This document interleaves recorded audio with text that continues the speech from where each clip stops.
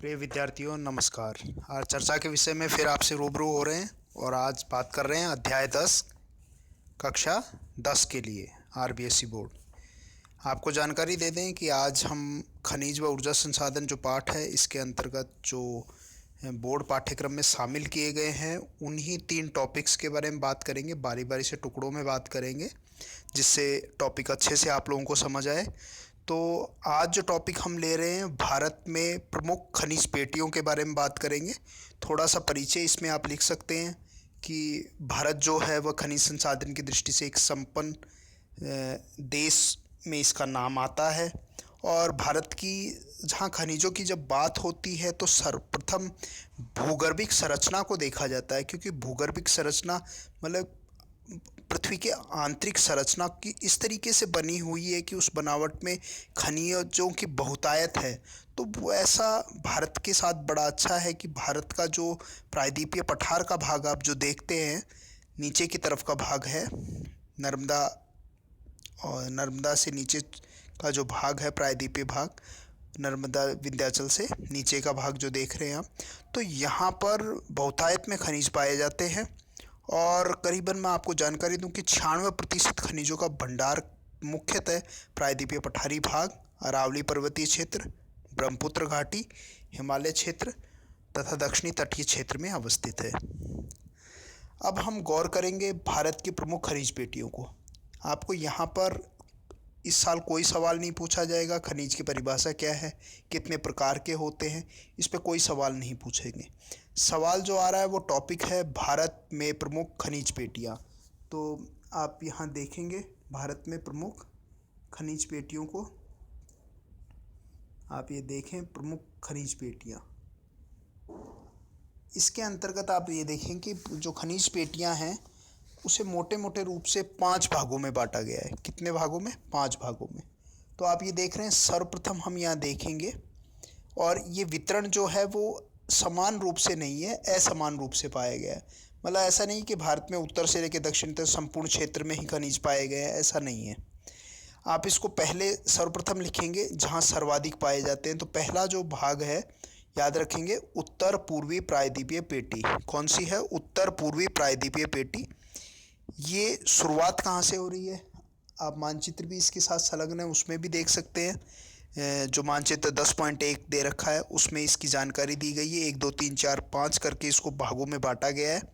अगर ऐसा प्रश्न आता है तो आप इसके साथ मानचित्र भी का निर्माण भी कर सकते हैं। मानचित्र बना के देंगे तो आपको नंबर में इजाफा हो सकता है। तो बात करेंगे उत्तर पूर्वी प्रायद्वीपीय पेटी। इस पेटी का विस्तार छोटा नागपुर पठार है। पहले भी मैंने जिक्र कर चुका हूँ कि जो छोटा नागपुर पठार है वो भारत का रूर प्रदेश कहलाता है। यानी कि खनिज की दृष्टि से जरूर एक जगह है जो जर्मनी में अवस्थित है, और खनिज की दृष्टि से मतलब खनिज का अजायब ही कह सकते हैं। सभी प्रकार के खनिज यहाँ पर पाए जाते हैं। तो छोटा नागपुर पठार खनिजों की दृष्टि से एक महत्वपूर्ण भाग है भारत के संदर्भ में, एवं उड़ीसा पठार के क्षेत्र में।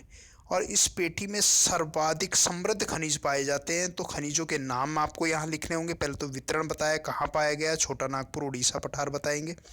बहुत सारे खनिज पाए जाते हैं, नाम उनके बता दें। कोयला है, लोहा अयस्क है, मैग्नीज है, अभ्रक है, बॉक्साइट है, तांबा है। ये खनिजों के विशाल भंडार है। समझ गए? 1 नंबर में आप देख सकते हैं, ये 1 नंबर दिखा रखा है मानचित्र में, आप और ज़रूर देखें।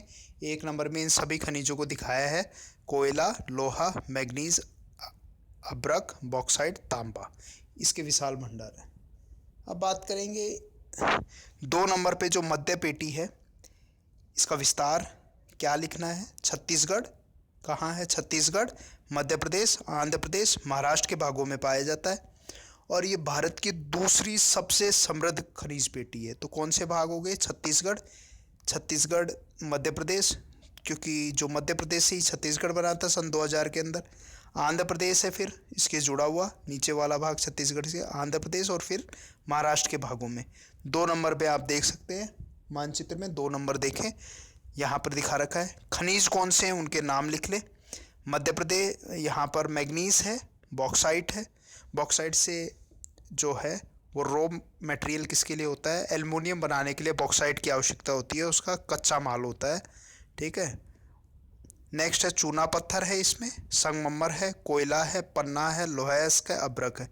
तो यहाँ पर जो मध्य प्रदेश और छत्तीसगढ़ का बेल्ट है, जो ये वाली पेटी आप देखेंगे, पेटी का मतलब बेल्ट ही होता है। तो इस पेटी में मध्य प्रदेश में खासकर जो बिल्डिंग मटेरियल्स हैं, मतलब भवन निर्माण सामग्री का भी समावेश आप देख रहे हैं।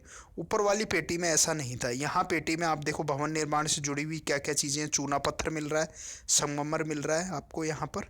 तो ये चीज़ें दो यहाँ पर विशेष रूप से पाई जाती है। बाकी मैग्नीज है, कोयला है, पन्ना है, लोहा है, अब्रक ये पाए जा रहे हैं। अब तीसरे भाग में चलते हैं, दक्षिणी पेटी। नीचे की तरफ आप चले, दक्षिणी पेटी के अंतर्गत कर्नाटक का कुछ भाग आ रहा है, कर्नाटक पठार आ रहा है, तमिलनाडु का भाग आ रहा है कि उच्च भूमियों में फैला हुआ है। उच्च भूमि यहाँ पर जो पहाड़ियाँ हैं, जैसे नीलगिरी की पहाड़ियाँ हैं, कार्डमम की पहाड़ियाँ हैं, इलायची की पहाड़ियाँ जिन्हें कहते हैं, ठीक है। ये पहाड़ियाँ क्षेत्र है जहाँ पर ये पाए जाते हैं। तो इसके अंतर्गत उत्तर पूर्वी प्रायद्वीपीय पेटी में ये खासकर विशेष रूप से यहाँ आप लिख सकते हैं, लोहा जो खनिज है उसकी बहुतायत है, लोहा ज़्यादा पाया जाता है यहाँ पर। और बॉक्साइट के भी भंडार यहाँ पाए जाते हैं, परंतु यहाँ पर कोयला, अब्रक, तांबा इसके निक्षेप बहुत न्यून हैं औरों की तुलना में। क्या सर्वाधिक लिखोगे? तो दक्षिणी पेटी में लोहा और बॉक्साइट सर्वाधिक है। लोहा और बॉक्साइट यहाँ सर्वाधिक है, बाकी खनिज यहाँ पर न्यून पाए जाते हैं। 4 नंबर पे देखते हैं, मानचित्र पर भी नज़र रखें, कॉर्नर का एक भाग आ रहा है, दक्षिणी पश्चिमी पेटी, दक्षिण पश्चिम पेटी, ठीक है। तो ये दक्षिणी कौन सा इलाका आ गया? दक्षिण कर्नाटक का भाग आ गया एवं गोवा में स्थापित है। गोवा का भाग आ गया, जहाँ क्या विशेष रूप से लोहा है, गार्नेट है, मृत्तिका है, ठीक है। मृत्तिका के उन्नत निक्षेप पाए जाते हैं यहाँ पर। मृत्तिका मतलब एक सैंड है, जो मोनाजाइट सैंड पाई जाती है विशेष रूप से जो केरल कर्नाटक के वहाँ पर, ठीक है, वो काम में आती है। 5वें नंबर पे है उत्तर पश्चिमी पेटी है, जो कि राजस्थान के अरावली और साथ के साथ जुड़ा हुआ जो भाग है गुजरात का, वहाँ तक ये फैली हुई है उत्तर पश्चिमी पेटी। यहाँ अलोह धात्विक खनिज पाए जाते हैं, मतलब लोहे की गुण नहीं पाया, लोहा नहीं है उसमें, अलोह है। तो कौन कौन से हैं उसमें? है तांबा है, सीसा है, जस्ता है। तांबा, सीसा, जस्ता। तो ये खासकर सीसा और जस्ता तो साथ साथ ही पाए जाते हैं, याद रखेंगे। तांबा और सीसा जो सीसा जस्ता हमेशा साथ साथ ही निकाले जाते हैं। उदयपुर का नाम काफ़ी प्रसिद्ध है इसके लिए, जावर माइंस का। खासकर इसके अलावा यूरेनियम है, अब्रक है, बहुमूल्य पत्थर हैं, जिप्सम है, मैग्नाइट है, नमक है, इसके निक्षेप यहाँ पाए जाते हैं। ऊर्जा खनिज में हम आगे और पढ़ेंगे, पेट्रोलियम पाया जाता है, पेट्रोलियम के काफ़ी निक्षेप हैं यहाँ पर देखने को मिलते हैं, आप देख रहे हैं। तो ये प्रमुख रूप से हमने 5 पेटियाँ जो आज हमने चर्चा की। इसके बाद अगले भाग में फिर आप लोगों से रूबरू होंगे, जिसमें हम ऊर्जा खनिज के बारे में बात करेंगे। तब तक के लिए नमस्कार, जय हिंद।